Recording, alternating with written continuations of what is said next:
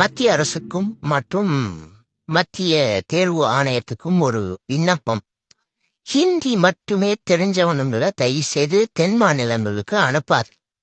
அவன் என்ன இது ஒரு வீடியோ காட்டன் பாருங்களேன். புரியல, நீ என்ன சொல்லணுமா? தமிழ் தெரியாது, இங்கிலீஷ் பேசு.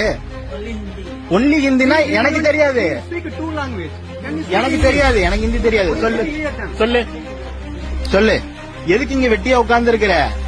பாத்துட்டீங்களா? இவனுக்கு ஹிந்தி மட்டும்தான் தெரியுமா? அப்ப நான் தமிழ்நாட்டில் புரிஞ்சிட வேலையா? ஒன்னு இங்கிலீஷ் தெரிஞ்சிருக்கணும், இல்லைன்னா தமிழ்நாச்சு அரைக்குறையா தெரிஞ்சிருக்கணும்.